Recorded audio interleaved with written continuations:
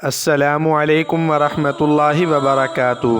محترم ناظرین، آج کی ویڈیو میں ہم 8 قسم کے لوگوں کی صحبت کا انجام ذکر کر رہے ہیں۔ اس سے پہلے ہم یہ جانتے ہیں کہ صحبت کی حقیقت کیا ہے اور اللہ تعالیٰ اور اس کے حبیب صلی اللہ علیہ وسلم کے اس کے متعلق کیا ارشادات ہیں۔ ناظرین، صحبت کہتے ہیں کسی کے ساتھ اٹھنے بیٹھنے کو، اور جب انسان کسی کے ساتھ بیٹھتا ہے تو یقینی طور پر اس کے اثرات پڑتے ہیں۔ چنانچہ اللہ تعالیٰ قرآن پاک میں فرماتے ہیں، اے ایمان والو، تقوی و پرہیزگاری اختیار کرو، اور آگے تقوی کا طریقہ بتایا کہ نیک لوگوں کے ساتھ رہو، یعنی نیک لوگوں کی صحبت اختیار کرو، تم بھی نیک بن جاؤ گے۔ اسی طرح اللہ کے پیارے حبیب ہمارے آقا صلی اللہ علیہ وسلم نے اچھے اور برے کی صحبت کی مثال دیتے ہوئے فرمایا کہ جو آدمی نیک لوگوں کے پاس بیٹھتا ہے اس کی مثال عطر فروش کے پاس بیٹھنے کی ہے کہ اگر اس کے کپڑوں کو خوشبو نہ بھی لگے پھر بھی ناک سے تو عطر کا لطف اٹھاتا رہے گا، اور برے لوگوں کے پاس بیٹھنے والے کی مثال بھٹی والے یعنی کمہار کے پاس بیٹھنے کی ہے کہ اگر اس کے کپڑوں کو چنگاری نہ بھی لگے پھر بھی آنکھوں میں دھواں تو پڑے گا۔ یعنی نیک لوگوں کے پاس بیٹھنا نفع سے خالی نہیں اور برے لوگوں کے پاس بیٹھنا نقصان سے خالی نہیں۔ اب ہم دیکھتے ہیں کہ 8 قسم کے لوگوں کی صحبت کا انجام کیا ہوتا ہے۔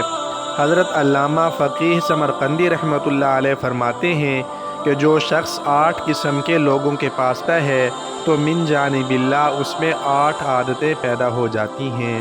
نمبر 1، جو کوئی نابالغ بچوں کے پاس بیٹھتا ہے تو اس میں غفلت اور مذاق، دل لگی کی عادت پیدا ہو جاتی ہے۔